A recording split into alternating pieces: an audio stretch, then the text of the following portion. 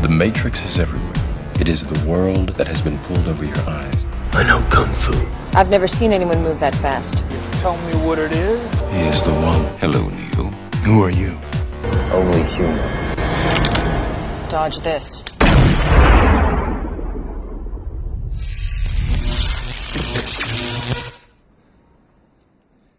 You heard it up top. Welcome back to Normies Like Us, the podcast that reminds you it's hip to be square, and we are jacking in. We're picking up the phone. We're learning Kung Fu. We're taking the red pill because we are waking up to the truth. And that truth is that we are all in the Matrix. On Normies Like Us with your hosts, Mr. Colin. Oh, Michael Anderson was going to be mine. Joe, a runner. And this is the one. It's me. It's one. Neo. Oh my God! Thank you for being on our. I couldn't think of a good. I can never think of one for. This one's a hard Jacob. one. It's too hard. Either. Yeah. I like the reference to the premieres of people dressing up. Joe, runner. I'm a sentinel. Sentinel agent. It's great. If you haven't seen that video, check it out. So yeah, check it out. The Matrix fever that once struck the entertainment industry during the early to mid 2000s is now back. New trailer for the Matrix 4, the Matrix 4X, whatever you want to call it, coming out soon. So we're here to talk the original trilogy, the legendary Matrix. Pretty groundbreaking stuff, right, guys? Yeah. I think so. I mean, This is a big one, Mike. This is a big, big series. Our age group, only 90 kids remember that when the Y2K that was the Matrix happened to the movies, everything changed. I think it's one of those things where, we're going to be talking about it. It's kind of hard to come at an original angle. So many people have said so many things about the Matrix.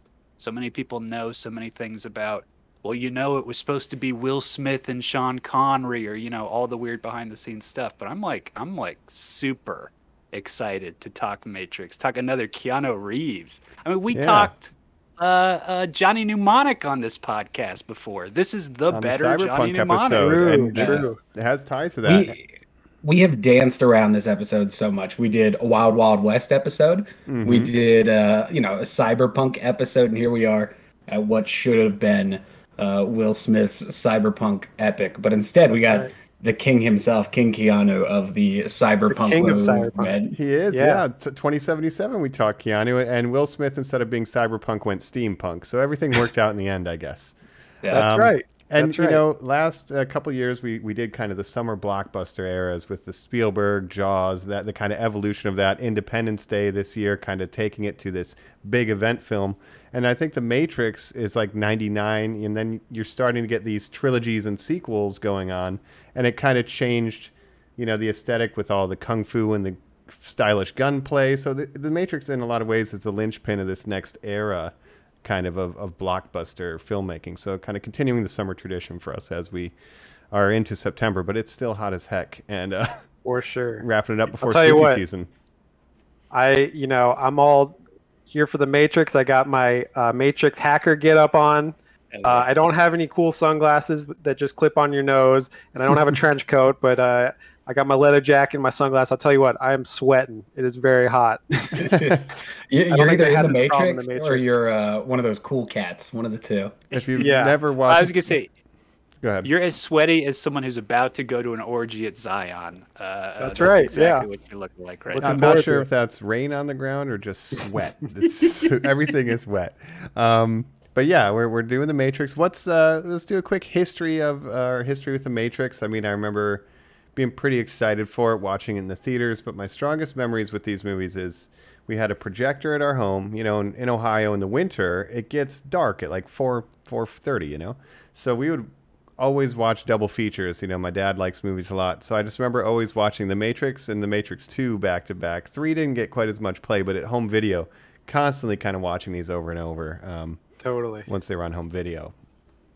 So that's my for me, Agent Jacob. Yeah, please. I saw the first Matrix whenever I saw it as a kid. I don't think I saw it in theaters, but whenever I did get to see it, at that point, I'm pretty sure it was like the greatest movie I'd ever seen. because I hadn't seen that many movies, but it's a great movie. So I was like, holy shit, this is the greatest thing I've ever seen. But I also thought Phantom Menace was like the greatest thing I'd ever seen, like 9 months earlier. So, but and then I love Reloaded as well. Revolutions, like you said, a little bit less play. That one never really quite sticks with me. I kind of forget everything that happens in that movie for some reason. But I rewatched them all this weekend, so I watched all 3 this weekend, and that was a good old time. And those are on HBO Max now, right? That's right. That's HBO right. Space Max. Jam reminded us that they own that, and it's available on HBO They Max. did. Yeah, Joe, how about you? Just in time for the new movie to come out. Perfect, yeah. I didn't have to do any research for this because they were rewatched just a couple weeks ago. It was one of those, these movies are on HBO. It's been a million years. I'm going to sit down. I'm going to watch the whole trilogy. When I was a kid, I did not see the first one in theaters, but I remember both the second ones being like, all right, I know they're rated R, but Mom, you got to buy me a ticket, and me and my buddy Daniel Calhoun and Alex Guest are going to go watch The Matrix, which is like, the last one's like 4 to 6 hours long or something like that. So, but yeah, I'm a fan of them. Kung Fu. Who doesn't love Keanu? I know Kung Fu. Yeah, and it's I think the second and third one, they came out the same year. So maybe the reason the third one didn't land is it was like maybe a little too soon. But we'll get into that. Colin, how about you? Yeah, fucking amazing. Joe, the Randy Brooks trick. My father of I can't take you to this first movie in theaters because it's kind of too adult. It's rated we'll R. Rent it. Your dumb mom doesn't have to know about that. And then I'll take you to see the second and third one because you'll have built up interest. That's the Austin Powers. That's kind of how he did all those. Sure. Same thing. Maybe saw it too young. I don't know. Maybe this was our perfect prime time for it, guys. Internet, the color green, karate.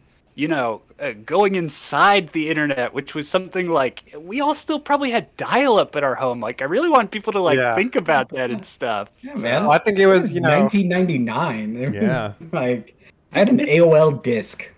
And when I saw that at age 11 or 12 or whatever, it was probably the first cyberpunk type kind of movie that I'd ever really seen. So it was kind of like a whole new genre. And I was like, holy shit, I like computers. I like all this stuff. This is cool. Nice, yeah. We'll definitely dive into kind of some of the influences once we get into it proper. The last thing I want to ask you, this is critical. Speaking of 90s technology movies and aesthetics specifically, what holds up better? The Matrix aesthetic, trench coats, glasses, a lot of leather or animal skin, or the Hackers aesthetic with Matthew Lillard? It's like, which should come guards. back? Yeah, which should come back? I don't know. Well, you guys know what killed the Matrix look was Columbine. No joke. Like, the trench coat look and everything and the sunglasses, and it just completely stopped it. Mm-hmm. You're absolutely right about that. Actually, the Matrix came out March 99, I think.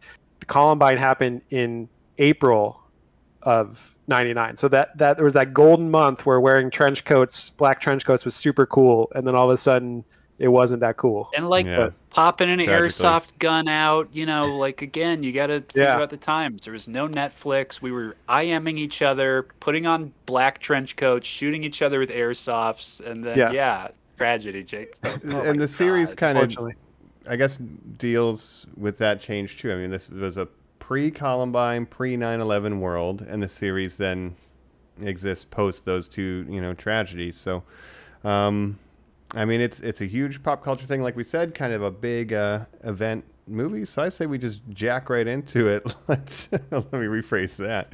But let's go. It's time to talk The Matrix. Normies Like Us. You have the look of a man who accepts what he sees because he is expecting to wake up. Ironically, this is not far from the truth. Do you believe in fate, Neo? No. Why not? Because I don't like the idea that I'm not in control of my life. I know exactly what you mean.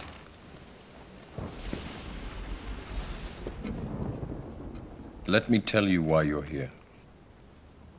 You're here because you know something. What you know you can't explain, but you feel it.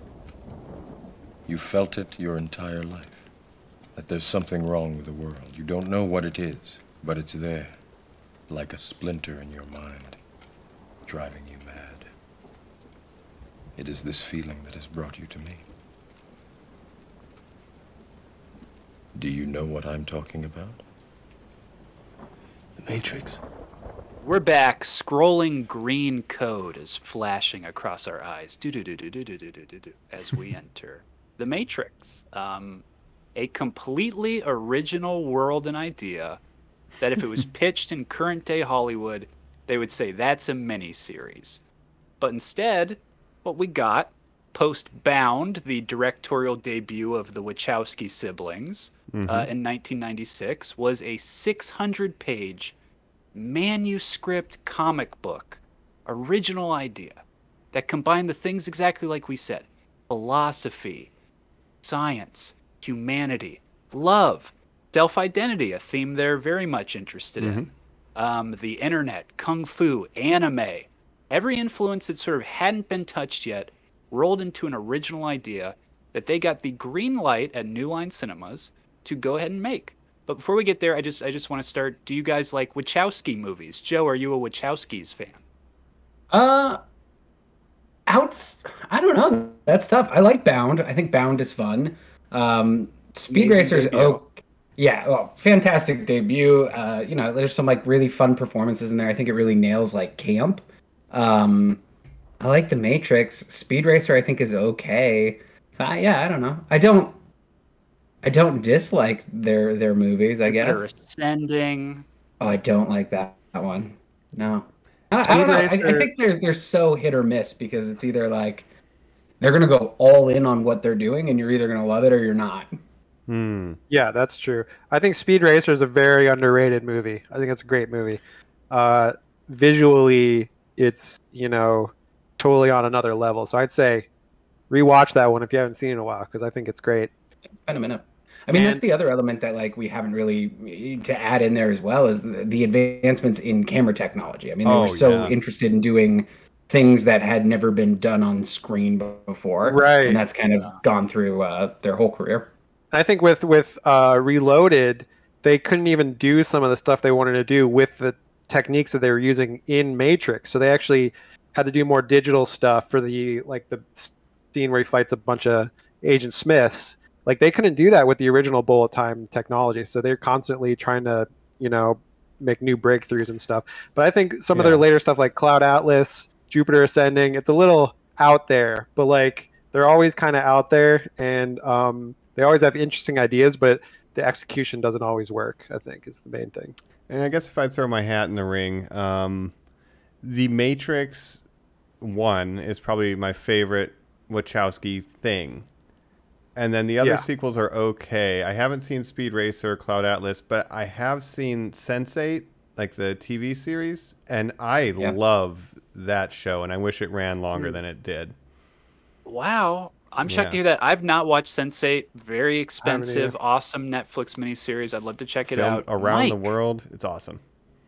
You haven't seen Speed Racer? You should watch that the second we get done. You would love that. Friend of the show, Our friend Ex-Kaida, that's his favorite movie of all time. Movie of all time. So, shout out, dude. He loves it. He's been yelling at me to watch it for years. I think I'm just not to piss him off specifically, but I'll have to check it out. Also, it's great. as an anime fan. It really captures the spirit of like the original anime and stuff too. So. Oh yeah. Yeah.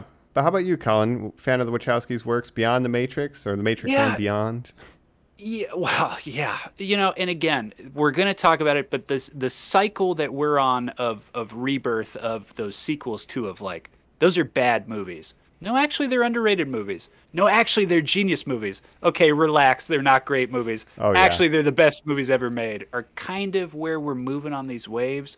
I don't know personally where I'm at on those. Every time I read stuff about it, I'm like, oh, this character might potentially be the representation of a Windows login screen.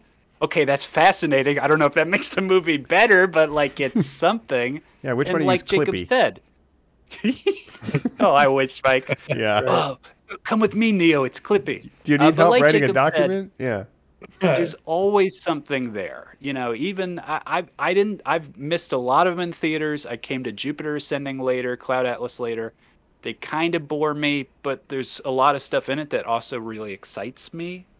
Right. Well, so they've always been really interested with philosophy, right? And I think that's like in the Matrix is that combination of over the top action, sci-fi stuff, and then this philosophy, which most like big budget blockbuster action movies don't have that kind of philosophical themes to them that level. Yeah, right? yeah. And, you know, we did our cyberpunk episode. We talked about things like Ghost in the Shell, which deals with like humanity and consciousness. And can a robot be, is it conscious? Does it have a self, you know, identity? So like they're taking off of that and, you know, kind of techno horror of like an Akira. A lot of that stuff inspired this, and that's philosophy is a big part of those kind of properties. They had literally a 600-page manga, as Colin said, like storyboards drawn. Yeah. You know, so there's a lot of influence from that realm too. Yeah, when I saw it as a kid, I was like, this is the greatest movie I've ever seen. And it's also the deepest movie. I don't understand it because I'm fucking 12, but it's blowing my mind. I know it's special. I know it's something. Well, they're dealing with the cave. Yeah, you know, the cave metaphor and a lot of stuff like that. If you look at Bound to the Matrix too, like it really is a transition that you can see. Like the first Matrix, and I think the reason it's like more special, at least to me, than the sequels, is it kind of has like a tech noir feel to it. Like there is like more of a mystery to it, which is what you get in Bound, is kind of like a, you know, more of a slow burn mystery movie, and then you just get those elements put into a big budget action movie. So I think it was a nice transition for them. Nice. Yeah. Can I give my opinions on the three movies? We'll see if we have a kind of consensus on this. You want to run it down? Yeah, let's do it. Yeah, because I think we might pretty much agree. But basically, the first one, obviously, it's, you know, a stone cold classic. You know, it's a masterpiece. But Reloaded, I think, is a pretty good movie. It's much bigger in scale and budget, I think, but it has some really memorable scenes. But it's not as good as the first one. And then the third one for me is kind of the most disappointing, and it's much more generic action movie. And I always just kind of forget a lot of the stuff that happens. Well, when the Ewoks show up, I'm sorry, wrong trilogy. Right. Well, it deals with a lot with the real world stuff, which is less interesting to me, and it kind of just becomes like a Terminator type action movie. Well, is that even the real world, right? I mean, come on, guys. Yeah, that's true. The ending is pretty controversial, but yeah. There's also, you guys agree with that kind of assessment? Yeah, I think that makes sense. And this is like, that is where Sean Connery wasn't supposed to show up in the first movies. He was supposed to play the architect, not the Morpheus role. What? So he would have been. Oh, that's right. I think Val Kilmer. Kilmer was going to be Morpheus, and Will Smith was going to be Neo, and then Sean Connery would have been his last role, the architect, but instead he did League of Extraordinary Gentlemen, because he did not understand the script for The Matrix. Sure. Well, there's a video. Which, you know, I can't blame him for not understanding that. Yeah. No, Joe, there's a video of Will Smith talking about like how the Wachowskis pitched it to him, and he's like, man, so like, you know, there's gonna be people like jumping, and then like they're gonna like dodge bullets, they're gonna be like spinning 360 spinning, and he's like, I just didn't understand any of it, so he chose Wild Wild West instead. Yeah, he makes them sound like dummies in that video. Like, he's like... That makes sense. I would imagine when they pitched it, it was probably like, here are some of the, you know, philosophies behind it. Here are the things we're thinking. But like, when you listen to Will Smith say it, he's like, so you're going to jump in the air, you're going to stop, and then you're going to like kick. It's like, oh, okay. Now, whatever. I just even want to say before we jump in, and the reason people are like, well, why are you guys so shocked to hear that a person would, you know, be explaining the Matrix and it would go so poorly?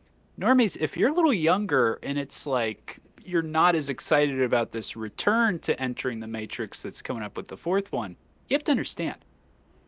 Bullet time, you know, I know Kung Fu, everything about this movie was parodied to death. I watched Scary Movie 3 last night. A third of that movie is a Matrix parody that just has Eddie Griffin and Queen Latifah just playing the Oracle and Morpheus. Why? I think why? The Matrix. Think about the Charlie's Angels, even. You know what I mean? Yes. Like that was the aesthetic of every movie for that time period. And then Max Colin, Payne, to me, the Matrix has but go ahead. Yeah, it has a New Hope syndrome where it's been so influential to so much things that came after it that when you watch it, if you don't know like that it came first, you think like, oh, this is like derivative of other stuff, but it's actually. Yeah, it is derivative of some stuff, but it's like was influential of an entire aesthetic for like 15 years, right? Yeah. And Jacob, it's so into the mythos of the Joseph Campbell, the chosen one, literally calling their hero the one. It is hero's I ask journey, you yeah. guys this. Is this the first meta piece of fiction we've ever seen? That literally Neo, by the second movie, realizes he's a character in a story that continuously plays out with a role that he has to play. Besides the never-ending story. Yeah, sure.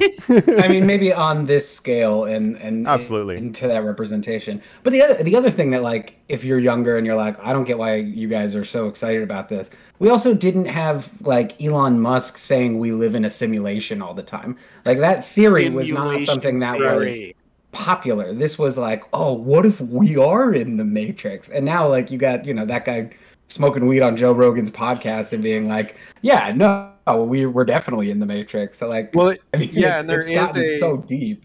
There is a popular, like, philosophical theory that, like, actual philosophers believe that, like, we are living in a simulation now and we don't even realize it, and that's like a statistically probable thing that could be happening, but we just don't know. Well, right, but that is so much more mainstream than it was in 1999. Definitely. Yeah, in 99, this introduced the general public to the idea of what if we lived in a simulation, and it blew everybody's little frickin' minds. And now, yeah, it's a lot more commonplace. Even the idea of red pilling someone and shit like that that we see, the blue pill, red pills, iconography from the Matrix. I mean, it's really affected societies in ways that are like imperceivable almost at this point, but it really had an impact. And we didn't even know, you know, at the time, the whole, you know, trans allegory of it all too, where you have, that was like particularly striking when I was rewatching the first one, like the whole Morpheus speech when he's like, do you ever have that feeling in your mind like something's not quite right, but you don't know what? Like, it's so obvious now looking back that what you know, the themes that were there, right? Yeah, and like, I mean, they were gonna lean into that more. I think there was gonna be a character who was like a male or a I was reading Switch, the character gender Switch. Switch. Yep, in the Matrix. Was gonna be literally code switching. Yep. It's interesting to go back and kind of see the trail that was laid by them through these movies. And we know it was, you know, made by two trans women who, you know, we didn't know that at the time. So it's very interesting looking back on it now. Mm-hmm. Yeah, it layers. There's tons of layers to this movie. Like I said, it's deep, it's philosophical, but it also has whoa, I know Kung Fu. So it also has, like, you know, all of these great action sequences. There's even like some body horror elements in there. Like, the first one stands aside because it is almost, I would argue, a different genre than the second two. It's like the second two are Hollywood blockbusters. The first one is kind of like, hey, I wonder if we can get away making like this weird kind of like video game-esque movie. Totally, yeah. It has that indie sensibility where it's like, you know, they had probably a decent budget, but it wasn't the scale that Reloaded was. The action scenes were all pretty like limited, but like it was good choreography, but it really felt like more like an indie noir type of movie. Well, I mean, one of the most tense scenes in the movie is him being like guided out of an office building and not getting caught. Like that is nothing compared to fighting 50 agents. You know what I mean? Yeah, Colin, what were you gonna say? It's this perfect blending of Fincher's Fight Club, you know, the rage against the working class, you know, the just, you know, being stuck in the mundane, and then the Cronenberg horror, like Joe's saying, where halfway through you're like, oh wait, no, like halfway through he can't be inside like a machine and goo. Oh no. Yeah. Or when his mouth disappears. I mean, like there's the first one's got those. And shit. The bugs. Yeah. It's like some of that early Japanese cyberpunk, like Tetsuo the Iron Man, like that techno horror, body horror. It's really pulling on a lot of stuff, but a lot of people had never seen anything like that, certainly not in mainstream Hollywood. Combining it all together, and then with that hero's journey, literally, you're taking the first steps into a larger world, you know, Obi-Wan's speech. Like, that's literally what's happening here, and they're introducing so many cool concepts. The fighting is good, but it's scaled down, like the Kung Fu fight in the dojo, or even the final action scene with Morpheus tied up. It's like just in that one room with some water, a helicopter, you know, nothing too crazy. But it's so effective. What else do we like? You know, Joe, what else stands out to you about the first Matrix, really? The first one, for me, it's really the mystery. It is the double crosses. It's the intrigue of the world. That's really what sold me on the Matrix. Like, I don't even need so many of the like gung fu scenes, to be honest. Like, that's kind of when the movie becomes less interesting to me, is when he's like fully accepted it, until you get the moment where he's like, the final fight is just him blocking. It's just like, oh, check it out, I know how to block. Does he have his arm behind his back even? Is he does. so He has over one it, right? behind his back, and he's just like, waving his arm. Yeah, Joe, I think for me, it's that mystery, like that I noir feeling. Yeah, the more the world kind of gets expanded in the later movies, the less intriguing it gets, because you understand more. You see more of the real world. You see the machine city at the end, and it's like, okay, well, I understand what's going on now. But when you're first getting introduced to the whole concept of the Matrix and everything, it's super, super interesting. Yeah, the world building is just top notch. Colin, what do you like about the first Matrix? I mean, you can't compliment it enough. The world building coupled with that writing creates strong characters, right? You like everybody in this movie. You like Trinity, you like Carrie-Anne Moss and stuff. The casting, though, nailing it out of the park. Joey Pantoliano, you just understand why he's going to betray them. Hugo Weaving, he wants a you steak. understand this drive that he's this monster inside the Matrix. Keanu, I mean, let's talk about it. Doing Johnny Mnemonic, a cyberpunk about people in suits in a dystopia being plugged in and having their brain upload to the internet.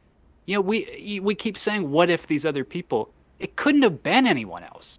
Like, he's the only one who could hear that pitch and be like, I've already done that. I love that type of movie. What are you saying? They just hooked up the internet at my house last week. If you think about the first Matrix and you put Will Smith in there, and he even says this in that little video, it wouldn't have worked, because I would never think that there was a sense of danger. I would never think like, it becomes too the comedy and quippy. Joe. I think, like him sneaking out of an office building, I'd be like, well, yeah, of course he's gonna get out. He's Will Smith. But like Keanu Reeves, like he was Bill from Bill and Ted at that point. You know what I mean? Yeah, to me, I think Keanu, he's not like an amazing actor, but I think the strength of his acting is that actually he's kind of like a blank slate in this movie, where he's kind of like, the story is kind of happening to him, and he's just got to like go along with it. He doesn't know where it's going, and he kind of plays that character well. I want to harp on that, Jacob, and I'm so sorry to jump and say, Keanu, he's not good, he's not bad. He's exactly what you said. He's an actor who is so specific to when he is. He can't be in a period piece like Dracula. It does not make sense. He cannot appear in that type of movie. He can be a surfer dude sometimes, but be John Wick. The every man with a past, the John Wick, why it works so well with the Neo, the John Anderson, the Mr. Anderson of it all, is he has really sad eyes. He's just got a lot of sadness inside of him, unfortunately. Yeah, and they covered him in all that goo. Ugh. He's the perfect character for this, and maybe this will be a good transition to 2, but it's like he starts out as like this blank slate that's learning about, it's the audience insert. We're learning about the world through this character who's never experienced it before. We're getting the information as he gets it, and it's super exciting and intriguing, like the mystery, but by the end, he becomes God. And then at that point, the sequels he's like so enlightened at that point that he doesn't have any emotions. Less interesting to me as an audience, because he's so overpowered. It's like, where do we take this character? We created the invincible being. Right. Well, I think that's one weakness. Yeah, and that's the challenge. So. Yeah, the Wachowskis directing, their probably biggest weakness is they don't direct emotions well, like actors giving emotions. Like, all the performances are kind of very like not, I don't want to say flat, but like they're very just like emotionless. The way they kind of give their speeches to each other. In the Matrix, everyone's almost so stoic, like specifically in this franchise. Like too. Morpheus, Trinity kind of has cool, like true. Yeah. I think they're inherently sad. I just think it's so different. I think why Channing Tatum doesn't work in those Jupiter movies is because he's inherently kind of just like mopey and dumb, and everybody in the Matrix is just sad. I think that's why it works. The Matrix is a system, Neo. That system is our enemy. But when you're inside, you look around, what do you see? Businessmen, teachers, lawyers, carpenters, the very minds of the people we are trying to save. But until we do, these people are still a part of that system, and that makes them our enemy. You have to understand, most of these people are not ready to be unplugged. And many of them are so inert, so hopelessly dependent on the system, that they will fight to protect it. Were you listening to me, Neo?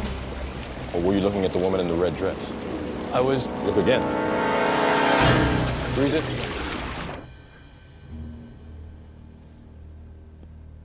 This isn't the Matrix. No. It's another training program designed to teach you one thing. If you are not one of us, you are one of them.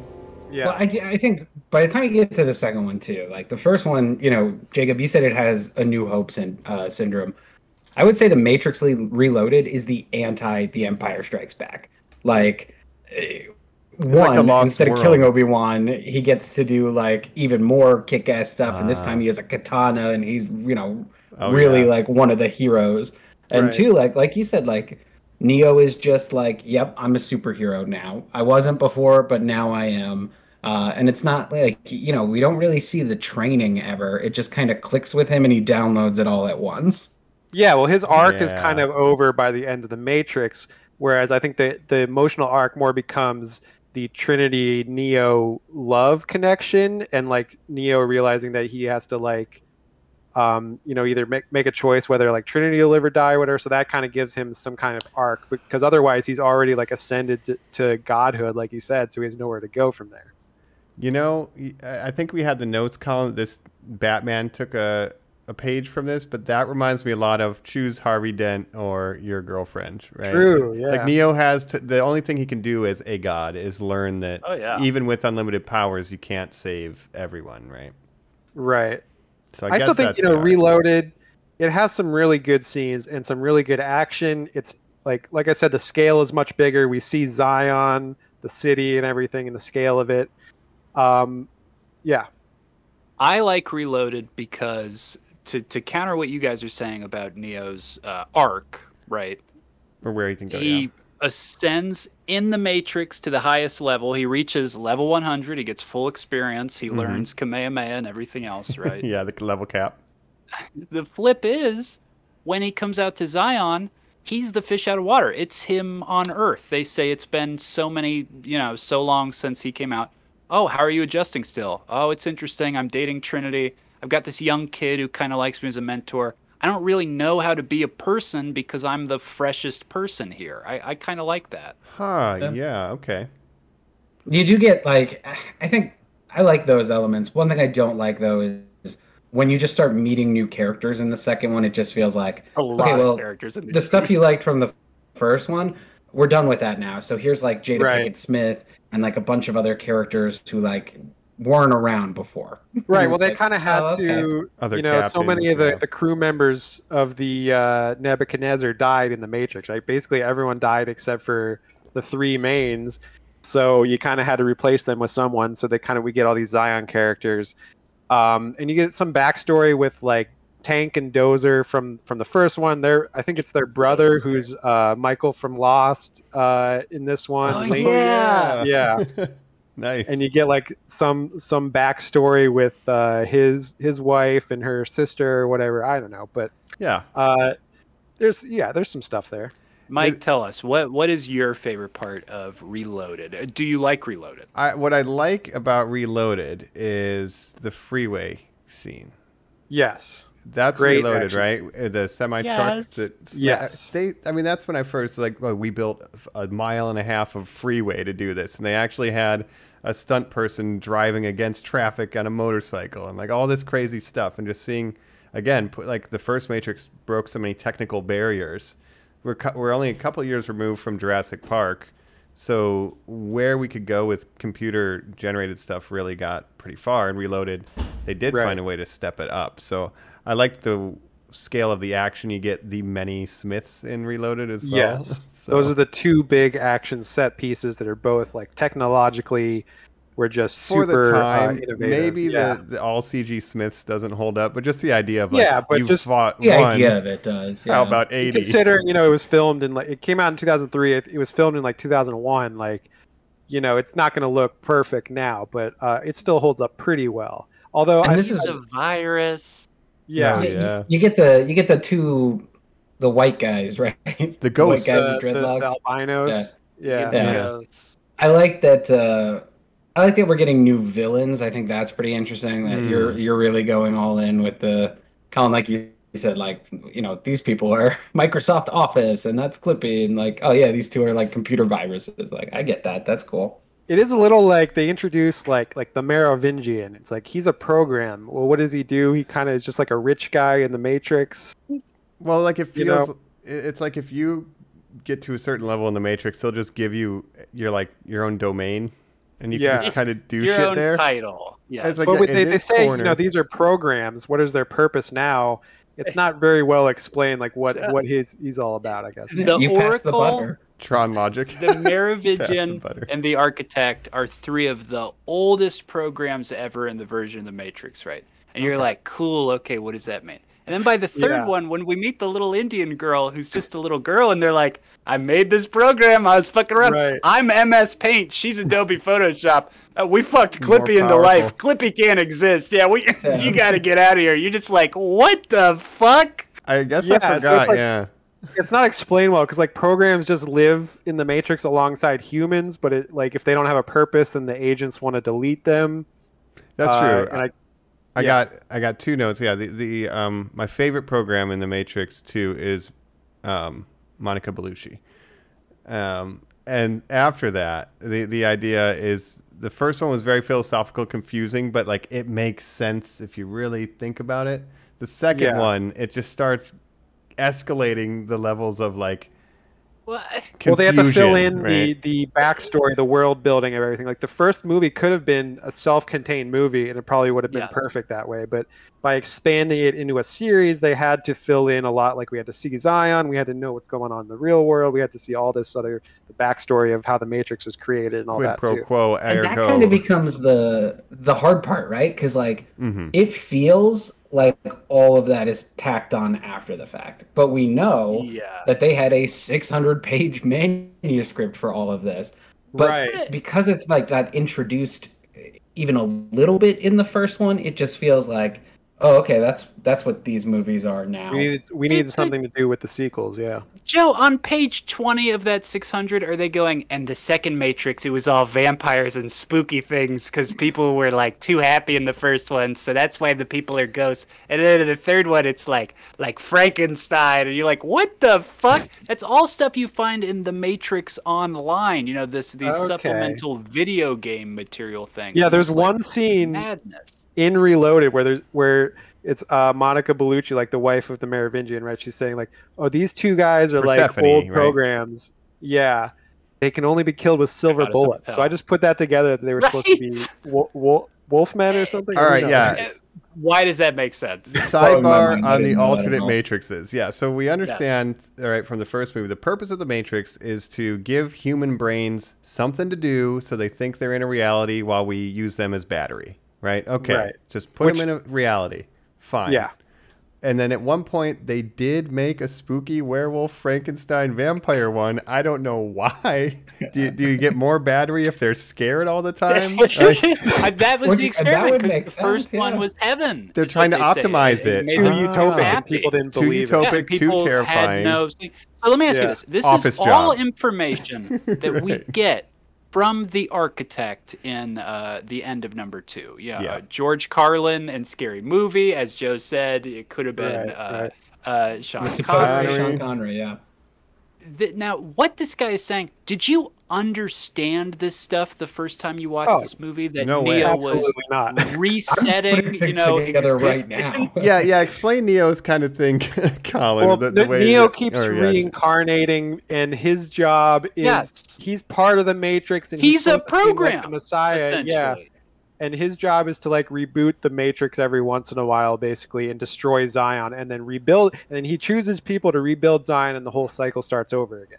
So he's that like an keeps- inevitability. So it's like so Yeah. every once in a while, this thing just pops up. We let it. Well, do because its there's thing. always going to be the rebellious people that need something to do. So it's like what we find out is basically the real world is another level of the Matrix for rebellious people to keep them like occupied, but they're just in a deeper matrix. Is that number 2? We get that in number 3.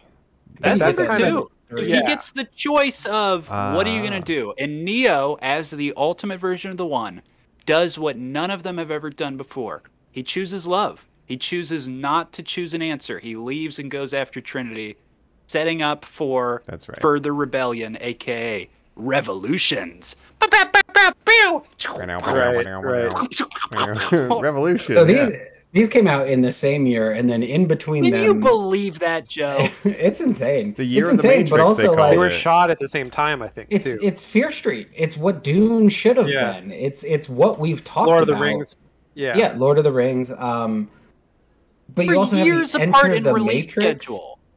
Yes.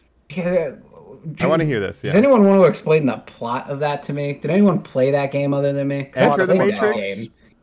Enter the Matrix, yeah. That's where he plays That's- Jada Pinkett Smith and Ghost. right? Niobe. And Yeah, I Niobe watched and the Ghost. videos. It's I'm not kidding. There's so much. Just put it into YouTube, Normies. There's I've a seen the full scene where 1 hour. Morpheus- I feel it's like the Rogue Skill. One of the Matrix, where they're like getting some important data out of the Matrix to Morpheus and his crew, like the location of the one or Okay. some shit. So like they So have when to get this new the Death Star plans out. That's like when the Enter new trailer Matrix. came out online, people were all talking about like, oh, this cutscene from this video game where Morpheus is killed by some random assassin. That's apparently canon. That's the Matrix Online. Yeah. Oh, Two okay. different video games. Enter the Gotcha. Matrix, sort of, and Jacob, Third I love you for making person this action mistake because I wanna PlayStation talk 2. about this.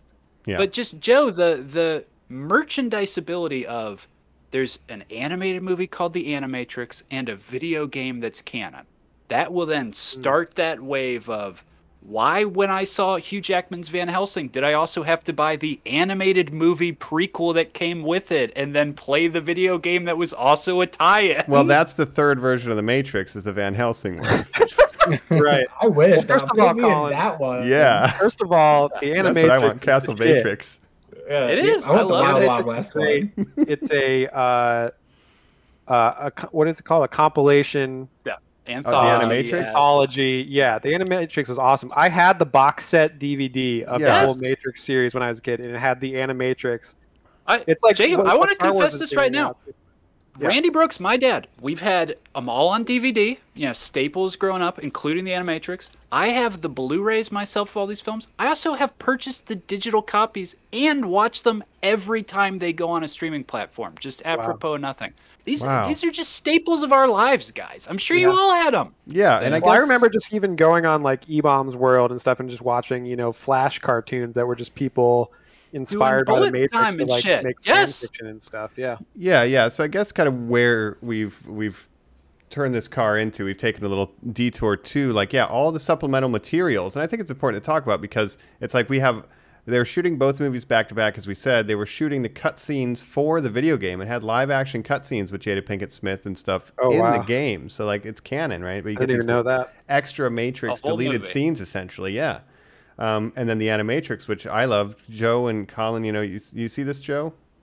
Yeah, I saw this, and then Warner Brothers would go on to do this again with the Batman, Christopher Nolan Batman series, where in between Batman Begins and The Dark Knight, you had Gotham Knights, which was a couple different anime directors Why? making shorts that were 'Cause it's canon cool, in man. that universe, where they covered like villains like Killer Croc and stuff like that. So And Disney's I mean, doing it now. they saw with, the success and they were like, "We're doing it." Yeah, Star Wars Visions, and it ties the Matrix back to the manga and the anime influences that it came from.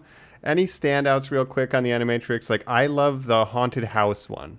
The kids discover a haunted house where they throw a bottle and it breaks, and then it reforms and comes back to their hand because the whole house is a glitch. And it's just Don't remember that. it's just these kids exploring That's a one I weird need to glitch, rewatch. and then the government cordons it off, and then they never can go inside there again, and no one ever talks about that weird haunted house. And it's just Mike, such a nice Deja story. Vu. I remember skateboard kid who pulls himself out of the Matrix. That's the kid and that I likes remember- Neo. Yes, In the that's second movie. exact. They tie him in to be the Mhm. live action kid. And then because you learn that the mythology that the top of Earth is uninhabitable after a robot war. Yeah. I remember the robot uprising one. too. Yes.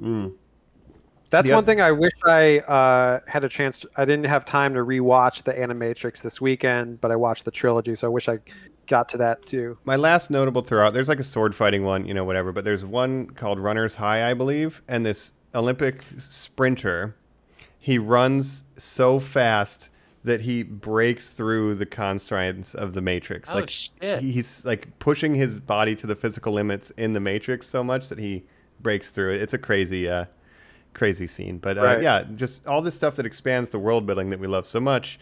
And then we get 2 sequels in the same year, as we were kind of saying, video games. They also had Path of Neo, where you play as Neo, but that was more reliving moments from the movies.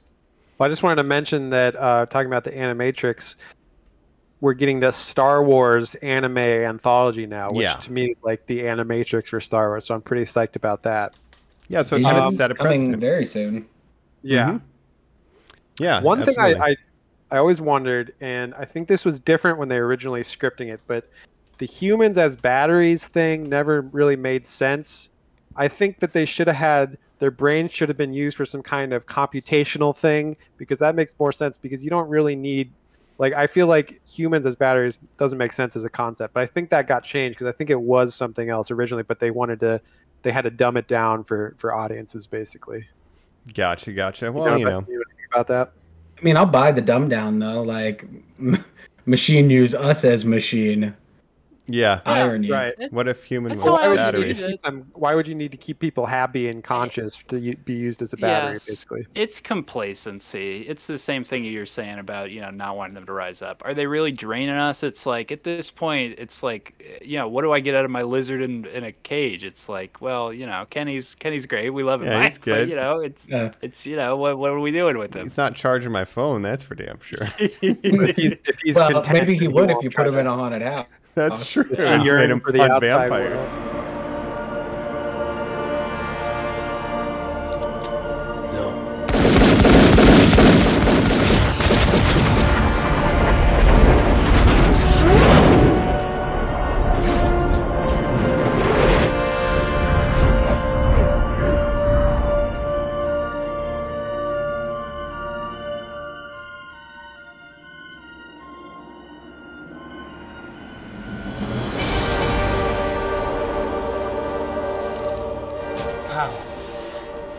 He is the one.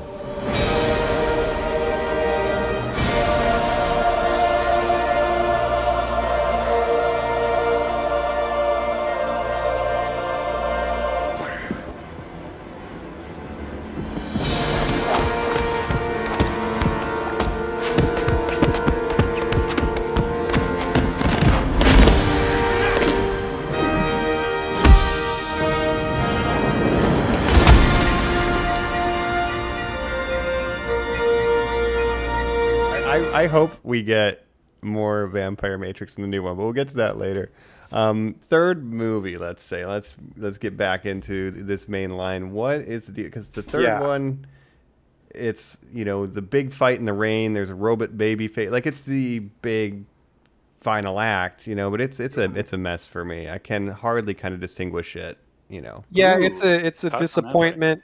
It doesn't have the distinctive scenes that Reloaded. Like Reloaded, I think of the highway scene. I think of the Rave and Zion intercut with Neo and Trinity fucking. That's a classic.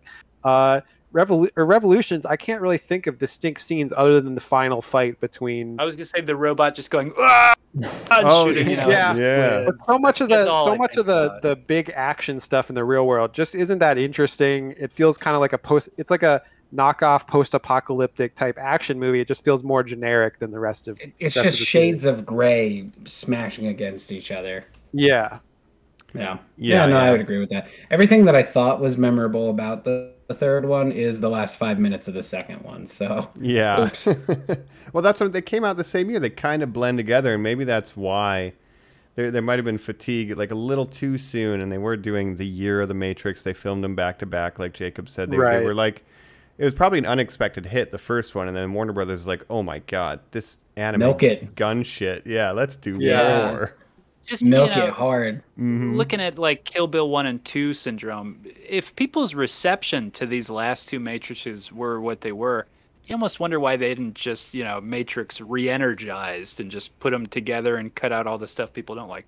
To what Jacob's saying, the ending here, you're like, okay, you've split the party.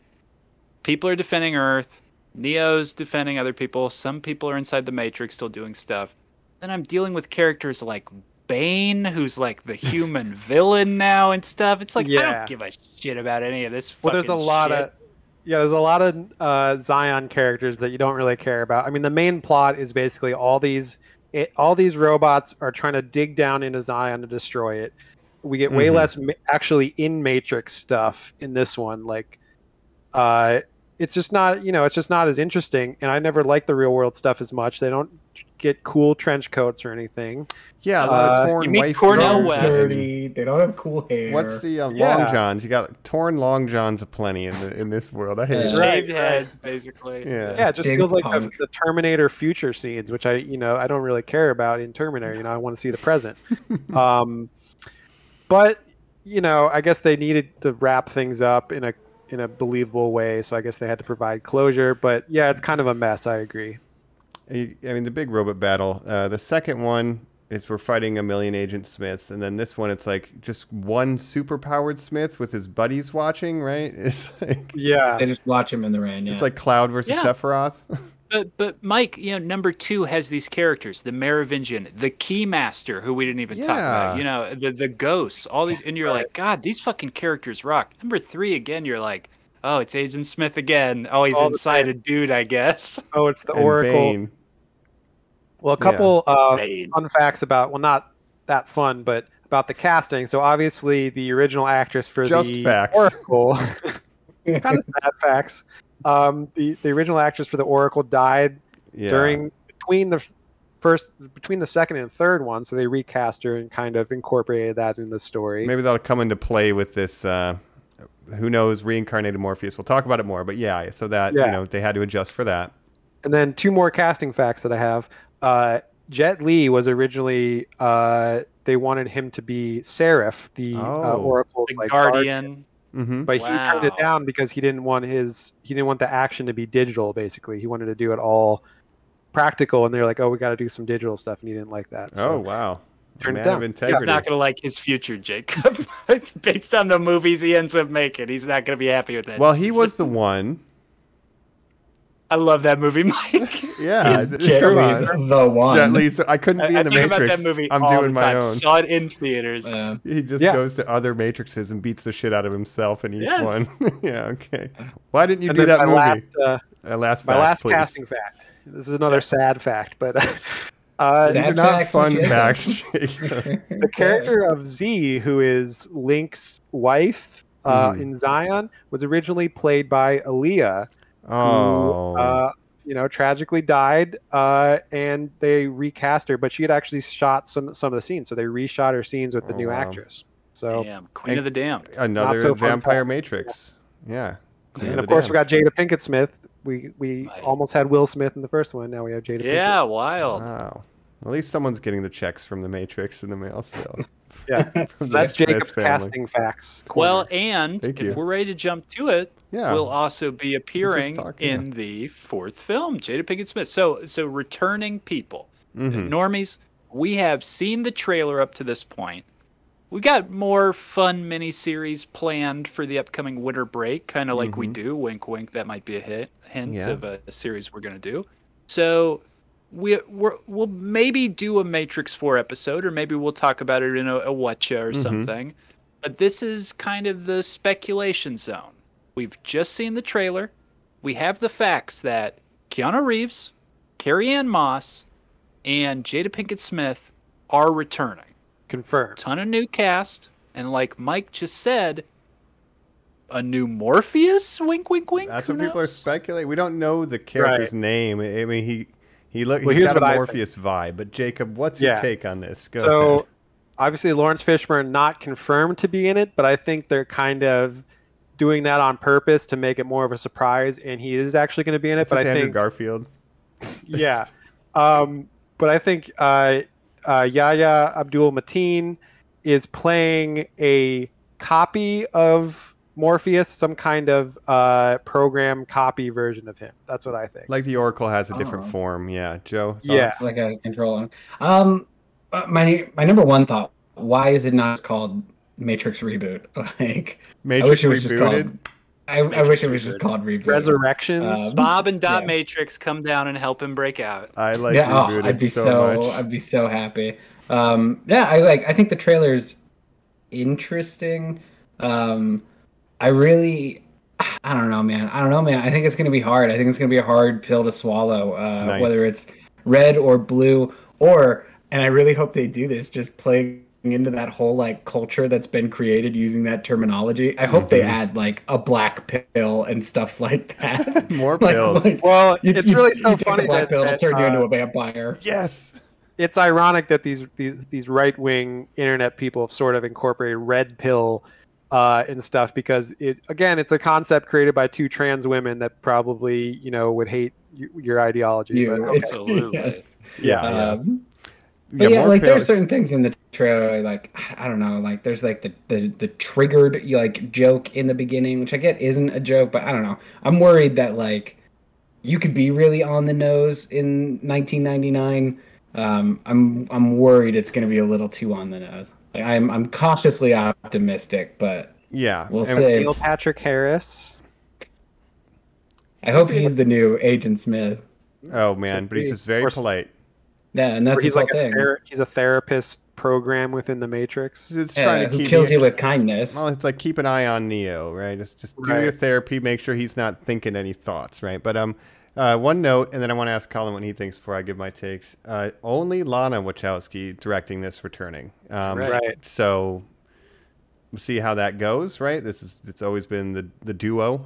So we'll see what the take on this is. But Colin, what are your kind of thoughts here? Yeah, first solo venture that is worth the quandary, Mike. I'm happy Matrix is back, because they should be making Matrix stuff that isn't Space Jam, as we joked about before. Mm-hmm. It doesn't look like Matrix. It's so colorful and vibrant.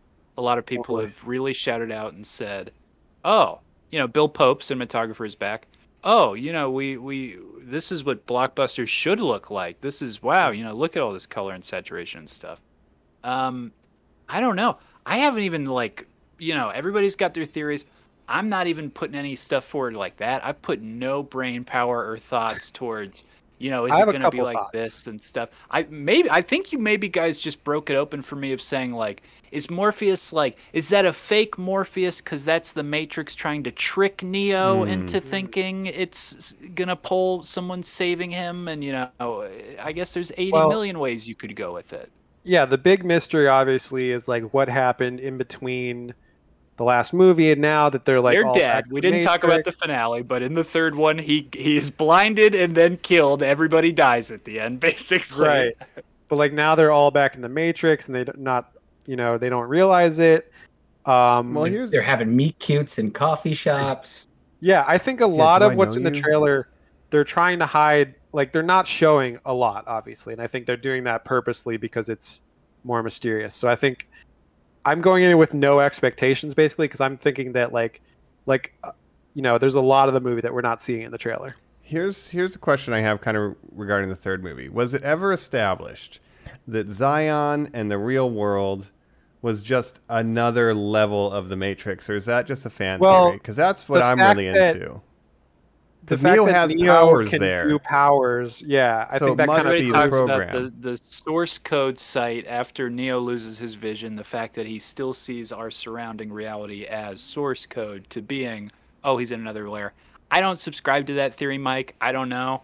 I mean, I'm into it because I like the idea of, okay, we have these batteries, but some of them keep giving us problems. So what do? Let's just create another level that makes them think they've broken out.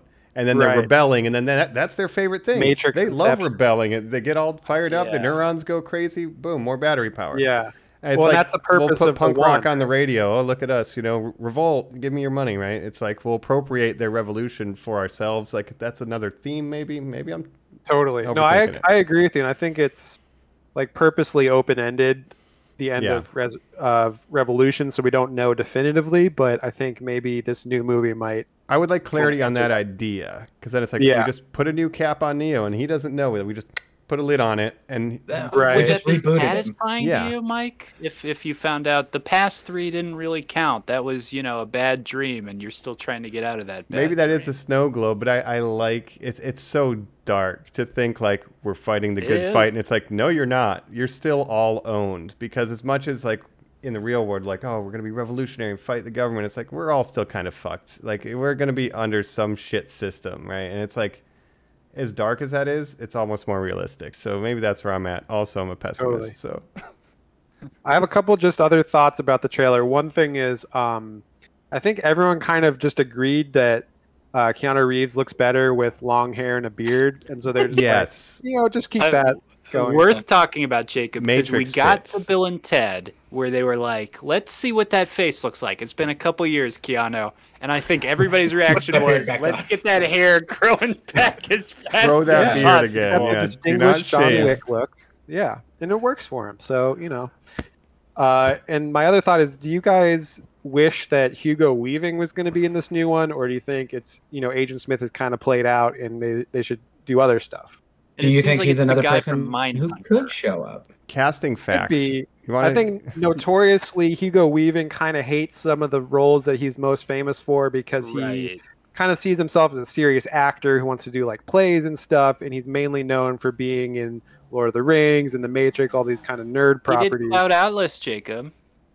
He's still working with them. Well, this is my patented segment called Casting Facts. And let's hear it. It turns out Hugo Weaving was apparently into doing the movie, but he had a conflict with a live theater performance during the production. I think that's what I was thinking of. And then instead of like delaying productions, Lana was just like, forget about it. We'll just make the movie. He'd rather do the play than be in the new Matrix movie, because he didn't want to let the play people down. That's like there's like an honor to the theater. So I also read a great interview with Joey Pants, because he had that new Bad Boys movie that came out, where he's like part of that franchise, and they were like, "Are you going to be in the new Matrix?" He said, "You know what? I texted both the Wachowskis and said I know I'm dead. Cypher's dead, but I'd love to be back. They haven't texted me back." That's one of my favorite things about the first one, the sellout.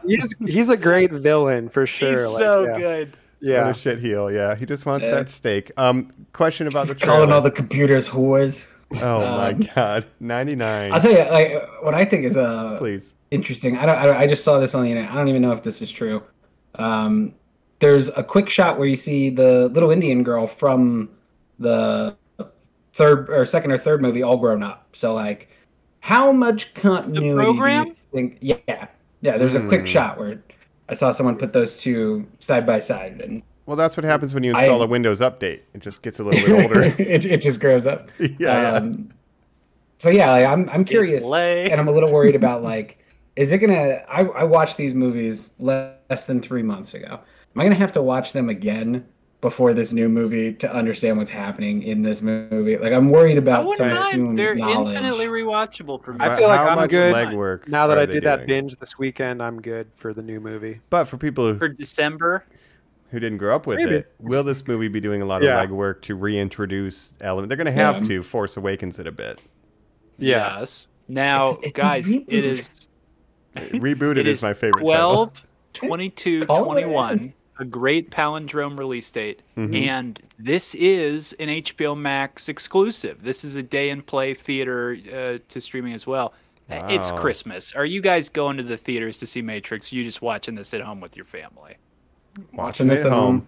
If it's at home, I'm watching well, I wonder if it's an option, dog. I'm watching it. I'm wondering. So recently, Disney announced that they're like the rest of their movies this year, they're going to be only in theaters for a certain amount of time, because I think, they got sued by, Scarlett Johansson and all that, and they just don't want to get sued again. So like, all right, we'll just put them in theaters. I wonder if HBO and Warner Brothers will do something similar to that with some of their later properties. They have built so much of their marketing for the last year around the fact that you can watch them same day. Right. So like, I feel like they're too in. Because Disney did not make those promises at all. Like, there was never a promise that Shang-Chi or Eternals or Spider-Man, especially not Spider-Man, were ever going to be coming to the platform first. Like, that was not on the table at all. Warner Brothers, on the other hand, like, they've made that their marketing. Contracts in I feel like that's a recipe for you're asking for, a box office disappointment, like with Suicide Squad.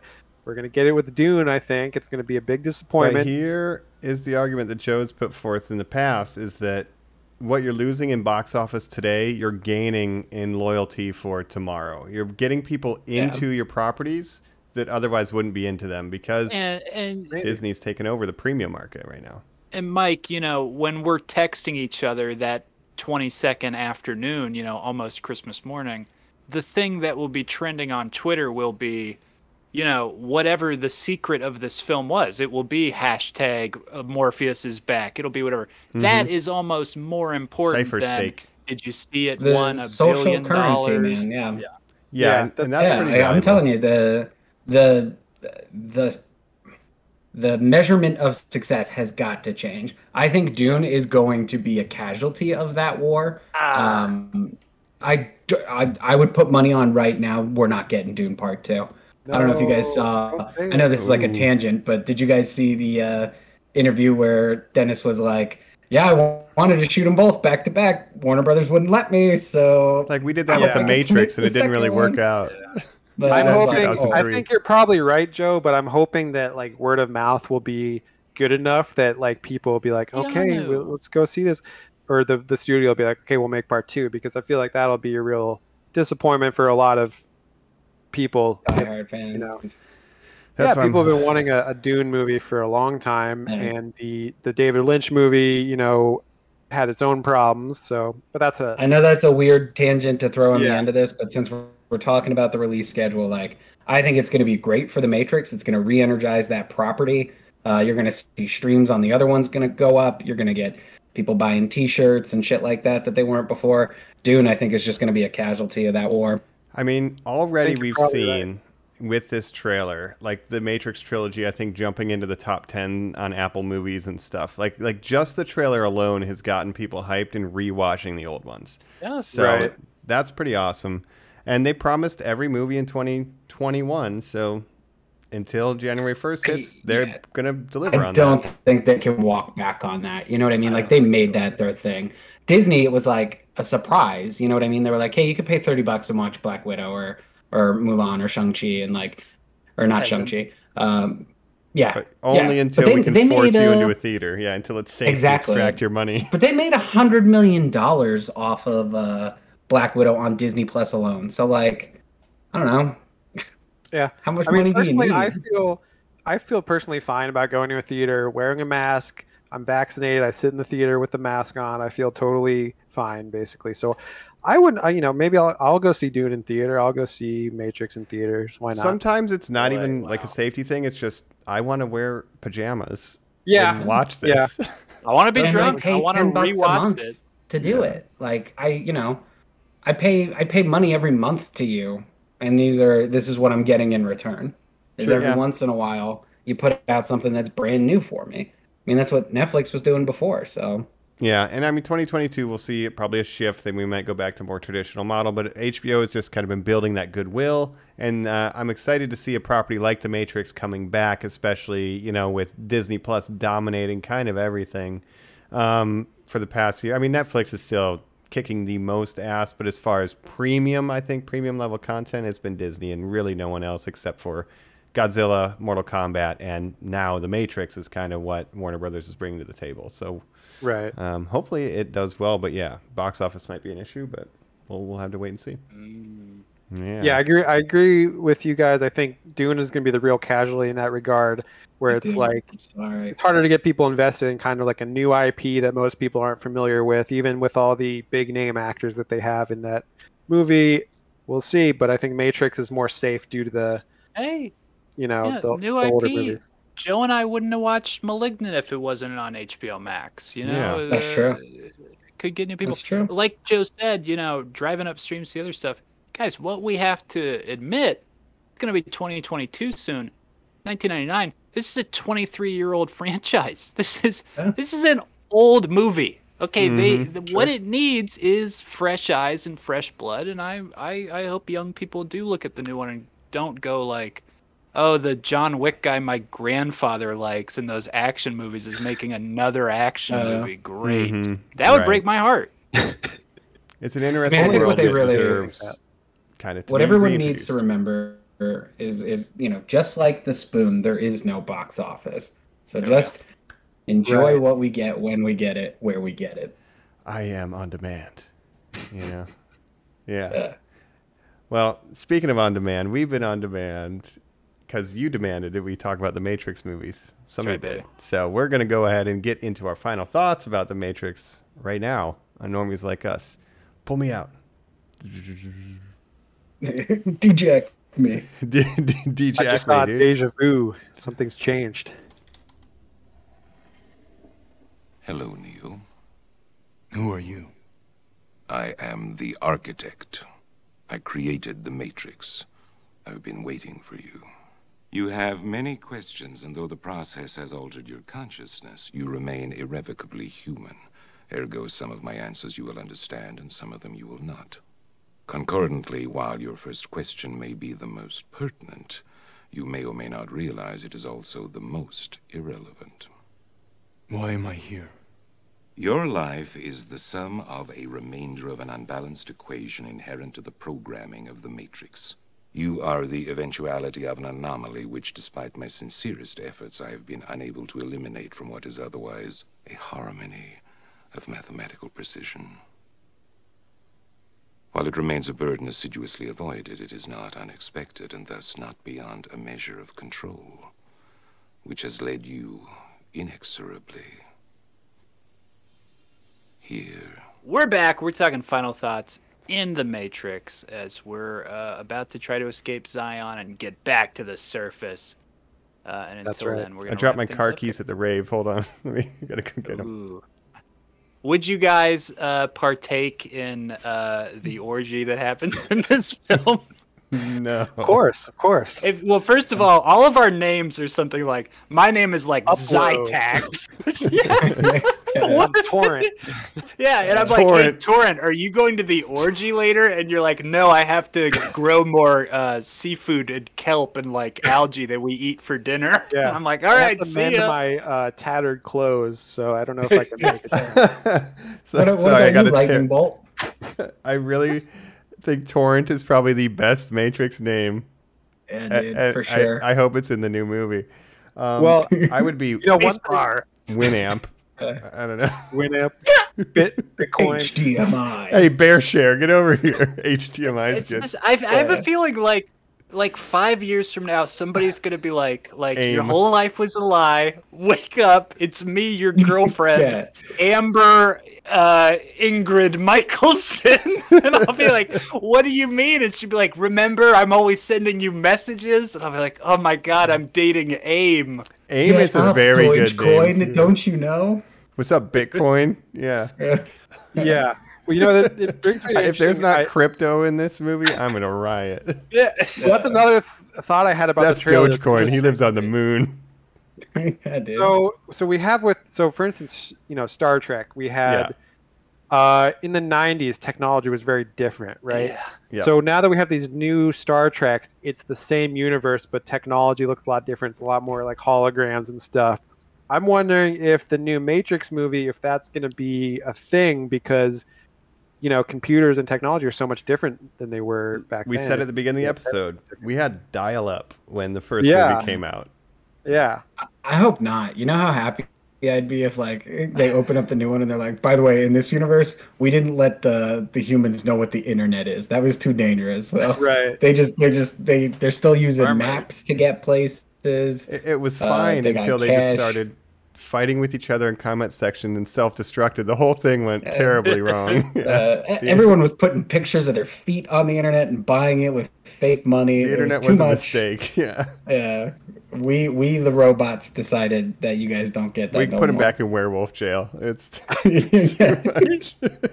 Good dog. Well, you watch the old movies, kids will be like, "What's a payphone?" But yeah, What is exactly. that, And right? now it's going to be like, well, what do you mean? Why would I have to go find a phone? I have one in my pocket. It's connected to Wi-Fi. It's got to be all hard this stuff. lines. I'm on Wi-Fi. You can't get out, dude. Right. Your Siri's not going to help you. Speaking That's of why they Siris, took away all our ports on everything. Oh my God, that's why wireless is happening. I'm always going to have a plugged-in phone at any time. Pick it up every morning just to make sure. I guess jumping in, final thoughts for The Matrix, right? Like, we've been saying, really influential, kind of inspired by, and after that, inspiring many, many different things like, Equilibrium, the Gun-Fu or the gun kata kind of stuff that's coming from, John Woo, action, Hong Kong action, the double fisting guns akimbo. A lot of that stuff is getting rolled into this. We were talking Shang-Chi, kind of Kung Fu becoming mainstream. The Matrix is a big part of putting all of that stuff into one package and delivering it to the masses.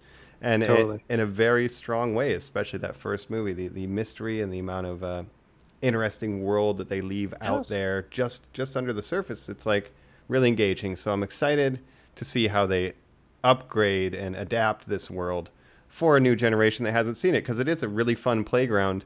And the amount of stories, like the Star Wars universe, that you could tell in this universe that aren't even related to Neo or Trinity is really interesting. That's why we had the Animatrix. So I hope they can at least revive the idea. And that's why I'm interested with the new movie. Also, Keanu should have gotten a haircut. That's just my opinion. He could have kept the beard. He could have kept the beard, but short hair. Wow. Yeah, he looks too much like John Wick to me. That's all. But excited to see it. Joe, John Wick's just another Matrix. I'm with you. I love that first movie. I really do. I think one thing it doesn't get enough credit for, and it didn't necessarily stick, but for a while, if you look at like the Bad Boys, the Lethal Weapon, there were no straight action movies. There were action comedies, and that was kind of the only genre of action movie. This was an action, mystery, body horror. It had different genre elements that weren't getting enough play mixed in with the action. I love that. Not that I don't love action comedies too, but it was something so refreshing. I hope the new movie can kind of bring back that refreshing taste, like something different. I really don't want it to feel like an MCU movie. I don't want it to feel like what we're seeing now. I want it to make me as inspired as I was when I saw the first one. So I am, cautiously optimistic about it. I love the franchise. I'm excited it's back. I'll be tuning in day one. From home. Totally. From home. Very cool. Colin, I agree with what, take it away. Oh, sorry, not to steal the you're thunder, an agent. But, you can do whatever you want. Yeah. No, I agree with what you're saying, Joe. Like, it's I would love it if it is doing something different, and I think the Wachowskis, they have that very original style. So I hope they can keep that. Some of their later projects are a little out there, so I hope they can kind of contain it and make a classic again, because I think The Matrix, the first movie, is totally a classic, and it's like just every scene is iconic. And like I said, it could have been a standalone movie and it would have been perfect. It didn't need sequels. The sequels, I don't mind them. I think they're fine. But yeah, so I'm hoping it's a good movie, basically. Here's hoping. Colin, how about you? I'll bring it back to the original point we brought up top of, that first movie is so pre 9/11 because it is so sincere. It is, very honest to what it wants to be. Joe, you're saying you don't want it to be like Marvel movies. It couldn't be further apart, that original style or what the Wachowskis do from what we currently consume and go through. And I think the reaction to this fourth trailer of, oh, well, that looks kind of weird, is a modern audience not being prepared for it. So when you hear those lines like the trigger, or the fact that Neil Patrick Harris's cat is named Deja Vu, we've seen stuff in the trailer that they're actually watching the movie The Matrix at one point. There's a lot of stuff in this that's scary, and I'm into it because I loved it. I loved all those things Mike said that were inspired by it. Equilibrium. I'm not kidding about Hugh Jackman as Van Helsing. Why was a vampire hunter wearing a black trench coat with 2 guns after The Matrix came out? I'll tell you why. Cool. Because some producer was like, have you seen these movies about the internet that my grandson won't shut up about? Make them like that. Right. Underworld.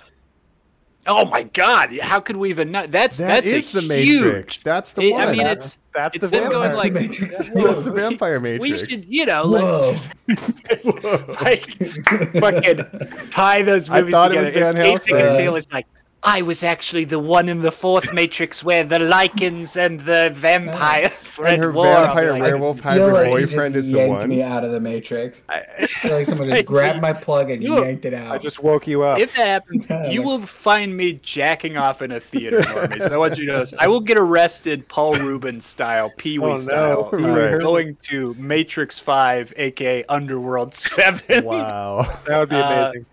I know it's streaming on HBO, but being in Publix, have to throw. I got to go to a theater just for that. Yeah. Why did he go there? Why did he check in? He didn't even buy a ticket. It's also cynical to say we're in a time where there will probably be more spin-offs, regardless of how this goes. There were competing scripts. They wanted the Wachowskis. Zach Wentz, the writer of the first Thor, a lot of Marvel movies, First Class, a lot of stuff. He did his own competitive, and I think WB is keeping that in-house as an option to keep doing these things. I don't know. Again, I don't want it showing up on Space Jam. I would prefer there's more movies. I would prefer that there's an Animatrix 2 or whatever and whatever. So keep it going. I don't care. Well, Colin, I have another interesting fact about this new movie too. It's co-written by David Mitchell, I believe, he's an author who wrote the book Cloud Atlas that the movie is based on. They adapted it with him. He had never written a screenplay before. That book is so mammoth. And then I think they were just so touched about him. I think he's done some work on their show as well. So maybe he's the third Wachowski. I don't know. Right. But what you're saying about the first movie, I also wanted to say, it's so funny that it's such a different time when that movie was made, like you said, pre 9/11, where the biggest fear that Gen X kind of had in the 90s was basically having an office job where you kind of do the same thing for 8 hours a day. Now, with everything that's going on now, that doesn't sound so bad, actually. You got a steady paycheck. You don't have to worry about shit. Give me that fucking steak, Joey Pants style, man. Plug me in, baby. Jacob's out here sleeping. Would you be with Joey Pants eating steak, or would you be like trying to fight the good fight? I would be eating all the steak. I wouldn't want anybody to see me hairless, Mike. The entry point of getting out of the thing, I'd be like, it's not worth it. I am in that sweaty, gross orgy all the way, dog. I got fucking tattoos running up and down my entire body. They call me HDMI. I'm not doing anything. Do you guys know HDMI Asta? Captain of the Nebuchadnezzar 2? Man. Captain of the Deathly Hollows? I'm thinking of a book. Yeah. Oh, man. That's great. Yeah. Why not just stay in the Matrix, man? The real world's kind of shitty. It's like dark. It's like grimy, gross. As we said in the beginning, we could be living in a simulation. If this is our Matrix, I feel like this Matrix is kind of shitty. I want one where I get. Well, this is the one where they overcorrected on the natural disasters and plagues and stuff. Yeah, true. They were like, relax. Right. God. They do not like The Office. All right, offices are no more. They can't go anywhere. No one's allowed in an office. Yeah, true. Overcorrected. Right. It's when you're playing SimCity and you're like, should I just try to kill everyone in this town? You drag the hurricane over. Yeah, that's what's going on. But hopefully we'll all make it out. I don't know what else to say about the Matrix, but the idea is hopefully we'll all make it out. Kind of sums it up. Let's do it. Normies, well, we made it out of this episode. Yes. Yes, let us know. Reach out to us at Normies_like_us at our socials. Watch our YouTube as well. But say Matrix is important to me because X, Y, and Z. What's your favorite parody? What's your Matrix? If you don't like this stuff, because we would be surprised. And come on, and why is it Wild Wild West? Yeah, a much better movie, obviously. But we did an episode on it first. So. True. Yeah, obviously. If we do an episode on it, Normies, it's important. Absolutely. And we have been your hosts. This is Colin EO. This is BitTorrent. This is HDMI. And this is Jacob, a runner. I am a sentinel. Jacking out, normies. Bye. Jacking out.